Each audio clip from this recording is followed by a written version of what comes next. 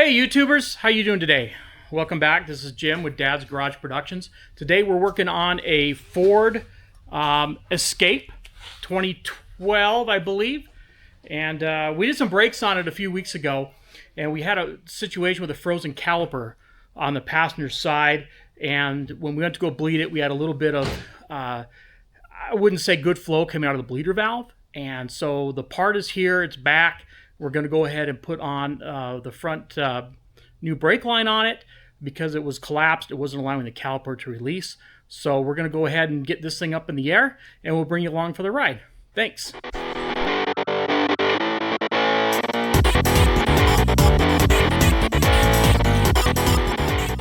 All right, so we got the vehicle up on the lift. We're going to go ahead and pull this wheel off and get you in here and have you take a look at where the brake line is and what we're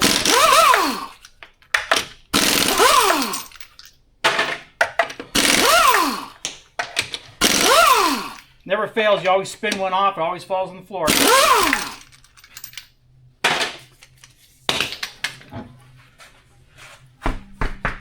here we go. We're in here. As you can see, we've got fairly new rotors on here. We've got a new caliper on here. But what we're after is this little culprit right here. Sorry, let me get you in the frame so you can see that. We're after this little job right here. And I'm suspecting that somewhere within here into this little metal piece, there's a breakage or a plug. We're just not getting the volume out of this. And the biggest thing is this rotor's not releasing after you push the brake on here. And it's causing a little bit of drag, a little premature dusting. So we're going to go ahead and get this taken care of. And if you like what you see today, please like and subscribe to our channel. This is the DIY channel. Today in the shop, I got my son is with me. He's going to help. We're also going to do struts and front struts and rear shocks on this while we have it off, and we'll take you along for that journey as we continue on this project today. So let me get the new line and get this lubed down with some WD-40, not a sponsor, and we'll get this line off and put it on and bled up. All right, so we're going to go ahead. We've put some lubrication on this fitting. We want to make sure that nut turns. We don't want to twist this other line here. I'm not in the mood to actually build new brake lines today, so we're going to go ahead and use a line wrench. It's nice. It's curved. They're very inexpensive. That way you don't worry about stripping any of these things off. It's a bad day when you have to get out the torch and vice grips to release this.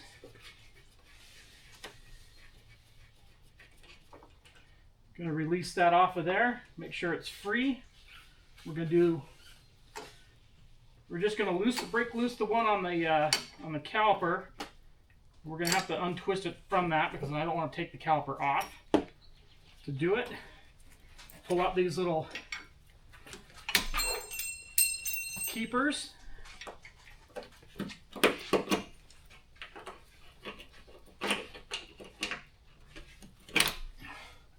They're kind of spring-loaded, you can see, so that keeps a friction tension in there with a little bit of spring. And we can take these, work them out of this.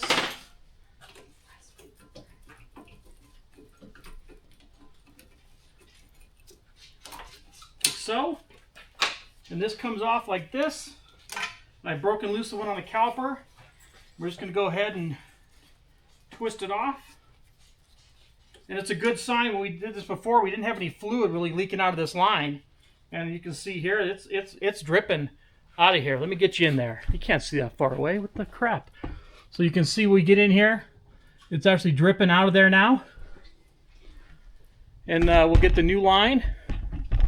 We'll get it put on in. So here's the new line. We're going to verify and make sure we've got the correct deal. Looks good to me. And we'll start it first in the caliper side.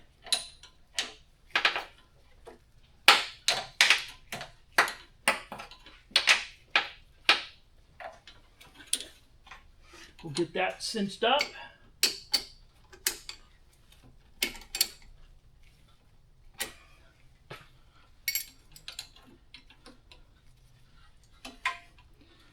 Push that down in. We'll get this one back into where it goes. And we'll reconnect the line.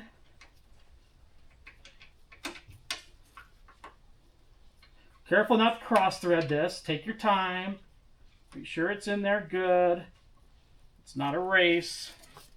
We're not you know, we're in a hurry. We don't want to damage it and have to spend money and get a new one. So we got that going on in there now. It's all started. Now I like to tighten these down. I like to seat them. Give them a little twist. Loosen them back up. And just give it a little bit more just to make sure we're making a good seat in there. Put down in the comments, how do you do it? You just tighten it up, you just send it home.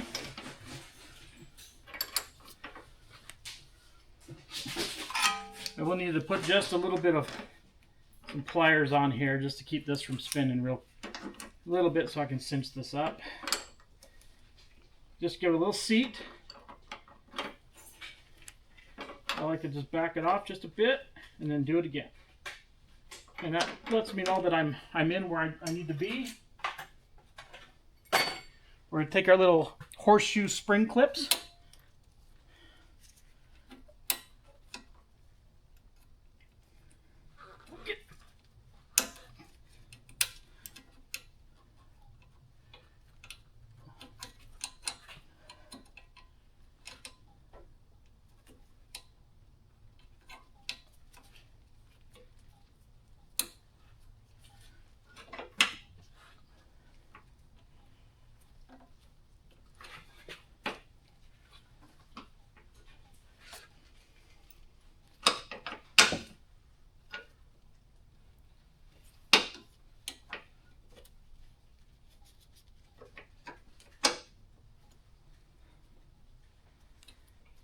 Okay, I need to line up these pins real quick. There's a little notch right here. So let me get this notch lined up right there. And I can get this back up in through here.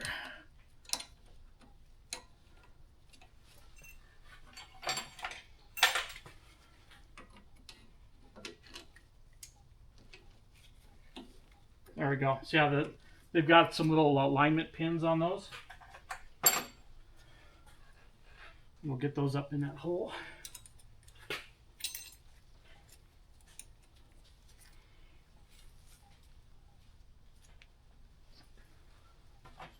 And we're going to use, you know, a proper hammer, which is a pair of channel locks.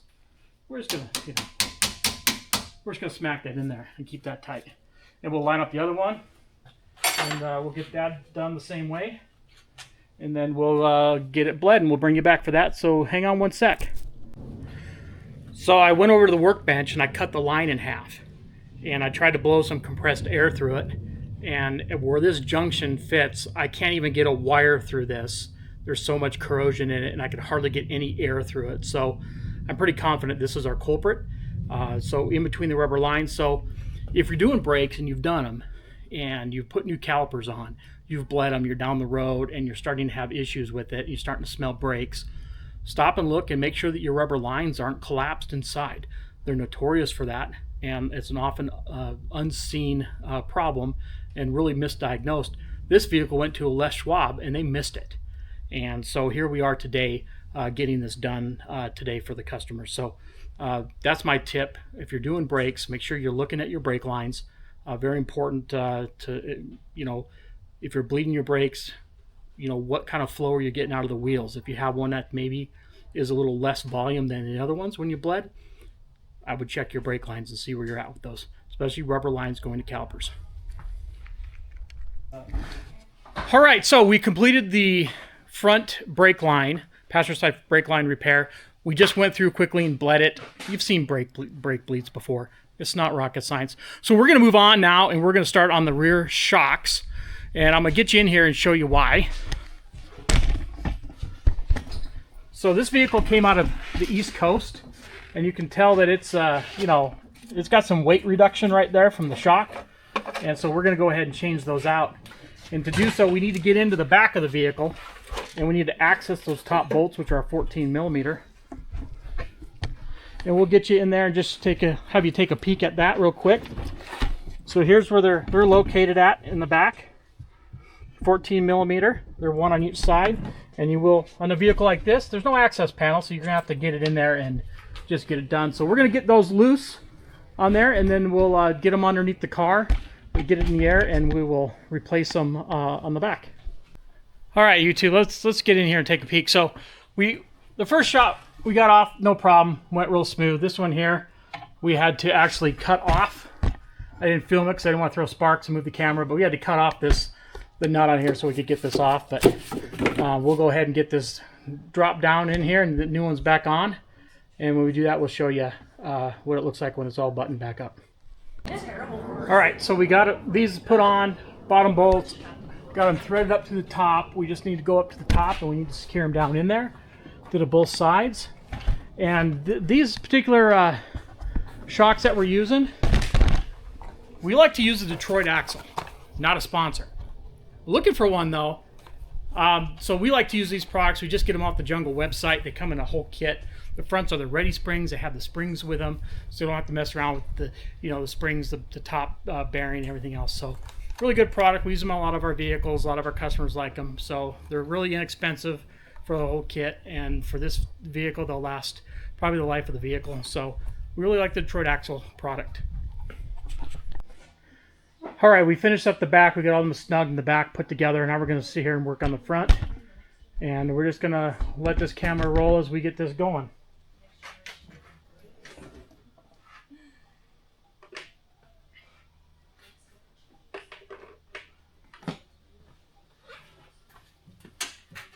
First we're going to do is take off this top 4 bolts.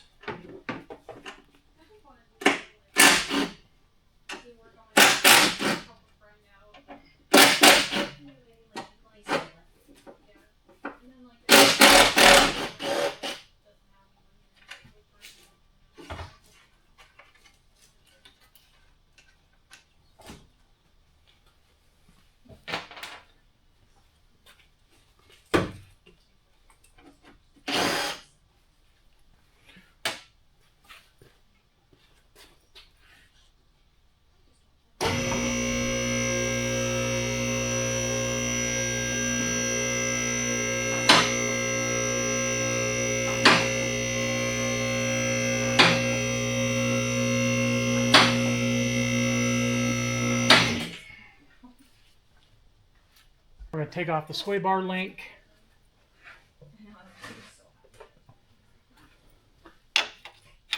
The 15. My luck guess is this isn't going to come off. Let's put an Allen wrench on it.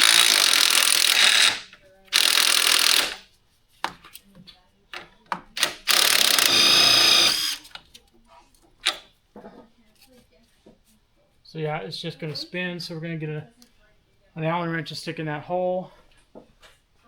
And a wrench.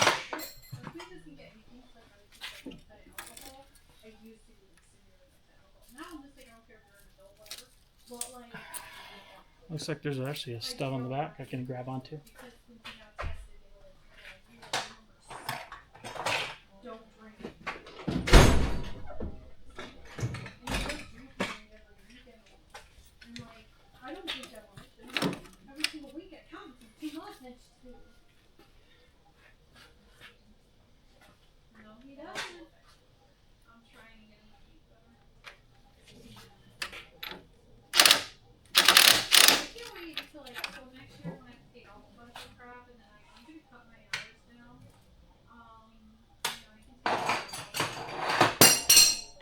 Helps to have the right wrench.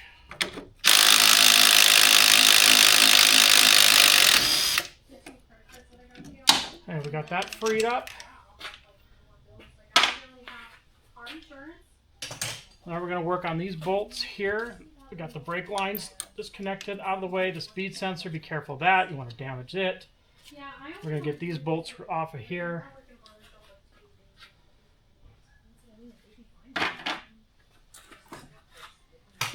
And they look big.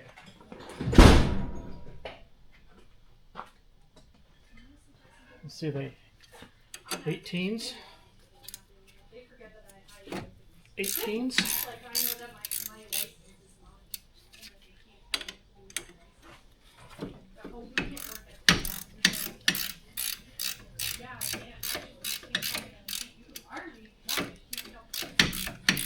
There's a possibility this will have to be aligned afterwards.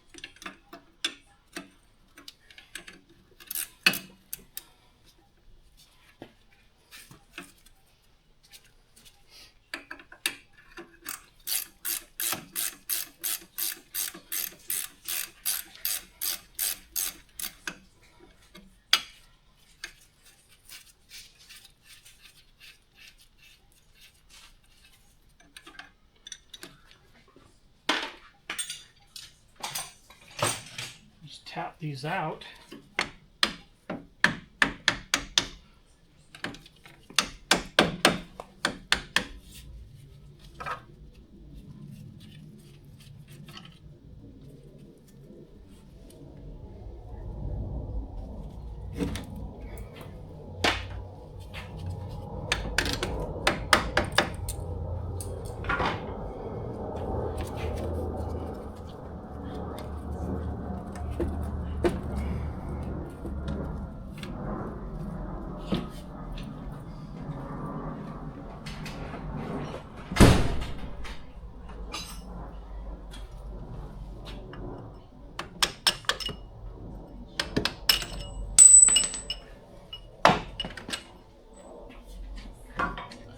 Put a little anti-seize on these when we put them back together, just so they come back out a little easier next time.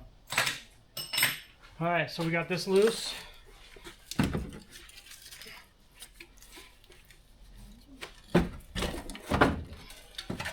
Get this turret out of here. We'll get the new one in here.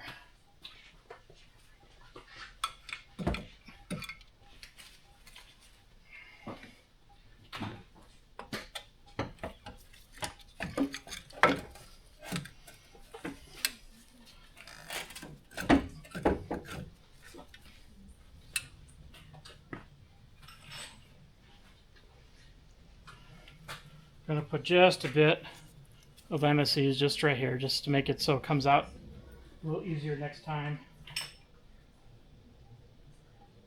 Doesn't need a whole lot, just a little bit, just to keep the moisture from, smeared around, so when I touch everything else, it'll all be silver.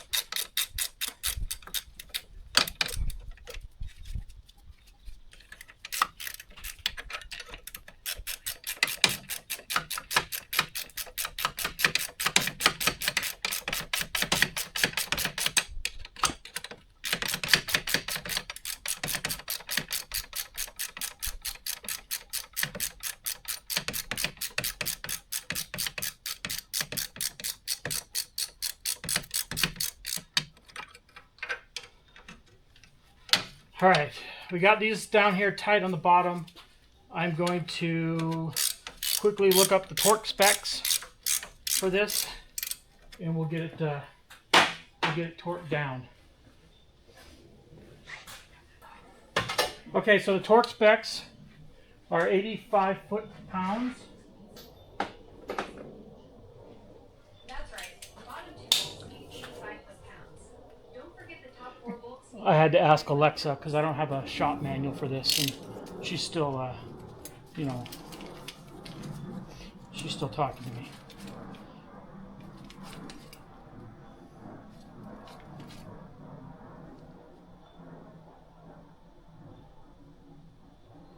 So we got the old torque wrench set up here, and we're just going to go ahead and get these tightened down.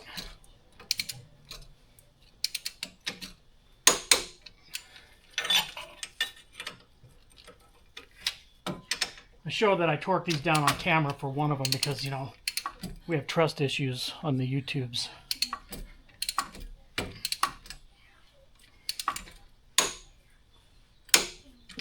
And there we go. So I'll go ahead and finish up the other side, and I'm not going to have you watch that. And then we get all done, we'll get it on the ground, and we'll come back and wrap it up.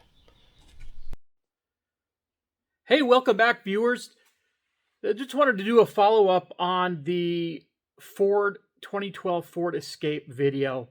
I was going through the editing process on it and realized that the last few minutes of the video, for whatever reason, during the time it was being downloaded from the camera into the program, it was corrupt, and I lost about 60 seconds of us wrapping up the video and showing you the vehicle on the ground. I do apologize on that.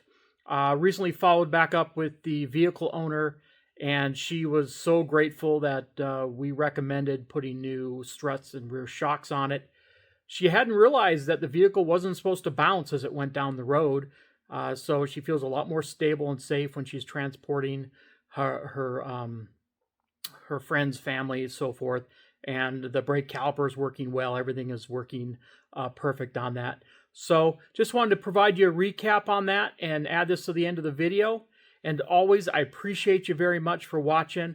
I'm learning how to do this. I'm getting more comfortable in being in front of the camera. Stay tuned. We got a lot more videos coming. And we appreciate you. Like and subscribe if you would. It really helps get the video out there. Helps more individuals be able to see it. And hope you have a great rest of your day.